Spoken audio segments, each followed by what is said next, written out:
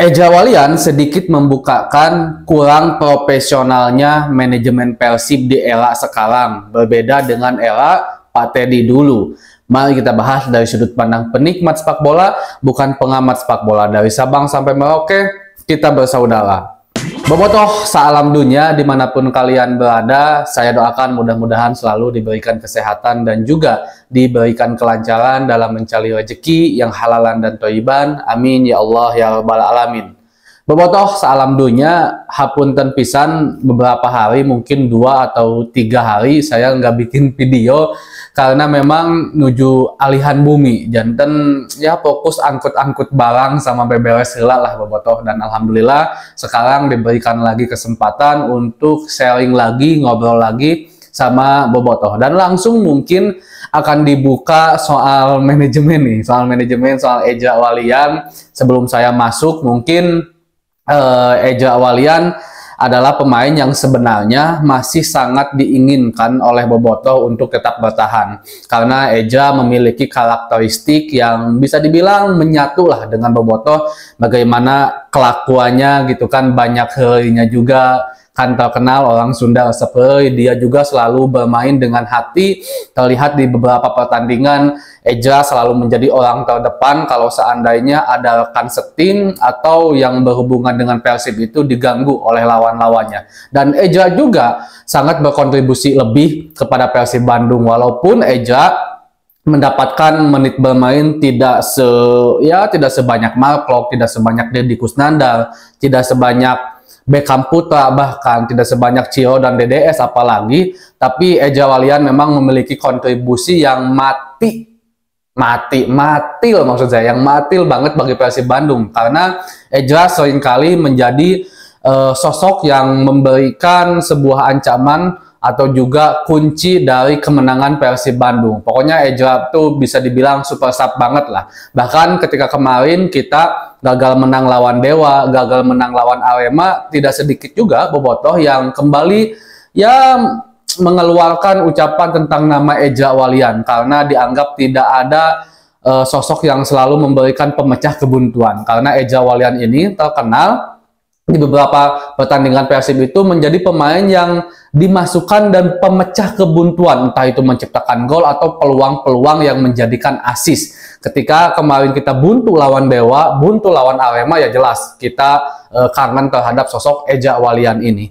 Nah, Eja Walian sebenarnya udah sempat saya bahas ya di era saat bursa transfer kemarin, kenapa Eja tidak bisa bertahan, dan memang ada sangkut pautnya dengan manajemen. Dan sekarang mungkin agak sedikit mulai terbuka lah, ada benang merah gitu kan terhadap permasalahan Eja dahulu, jadi tambah jelas lah sedikit demi sedikit gitu kan. Dan kita juga ketahui kalau Pak Teddy memang di masa-masa akhir jabatannya bersama Persib Bandung. Kalau sekarang kan Pak Teddy di PT LIB ya, jadi ya mungkin nggak sepenuhnya ngurus kenting Persib Siga dulu, walaupun ya saeutik mah ayalah pasti gitu kan, tipis-tipis mah dari Pak Teddy pasti ada. Cuman sekarang manajemennya kan udah ganti sama yang muda-muda gitu kan, dan Pak Teddy di era kepemimpinannya yang terakhir, yang akhir-akhir kemarin gitu kan, sempat ramai juga sebenarnya karena dianggap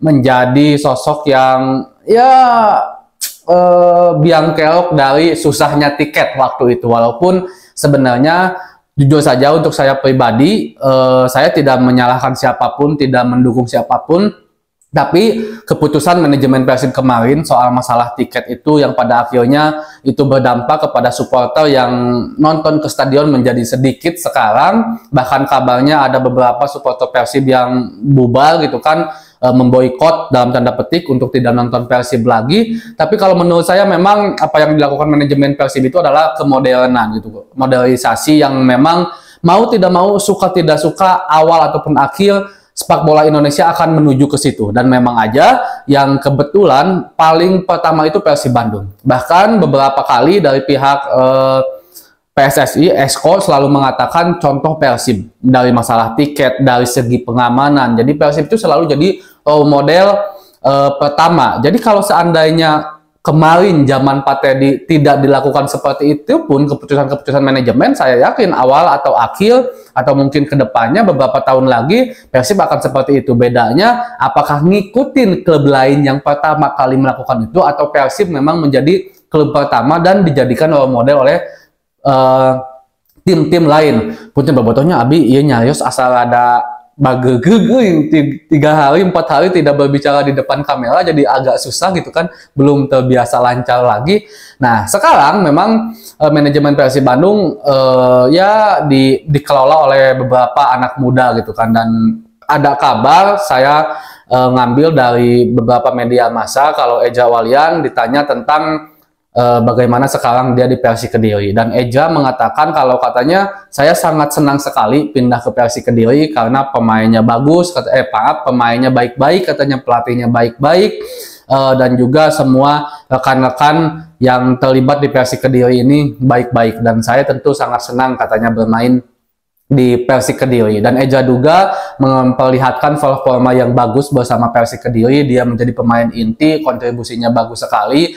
Mungkin dari segi itu memang tidak ada hal yang aneh dari Eja kepada Persib Bandung ya, tapi ada beberapa kabar yang mencuat, katanya itu adalah ada sisi lain yang mengatakan kalau manajemen Persib memang kurang serius lah kemarin kepada Eja Walian. Yang kita juga tahu kalau kita seandainya tarik ulur pembahasan kita tentang Eja Walian saat bursa transfer, Eja ini sebenarnya sangat ingin bertahan bersama Persib Bandung, sangat-sangat bertahan. Bahkan jauh sebelum bursa transfer Eja udah bilang, saya belum tahu katanya akan tetap bertahan dengan Persib atau enggak, tapi Eja mau katanya kalau seandainya Persib jadi juara, kemungkinan besar saya akan bertahan. Tapi buktinya ketika Persib udah juara, Eja tetap tidak bertahan bersama Persib Bandung. Bojan Hodak sebenarnya sangat menginginkan Eja Walian, apalagi statusnya adalah pemain lokal ya. Pemain lokal jadi aman lah gitu, nggak ada tersangkut paut regulasi. Bahkan Boboto juga banyak sekali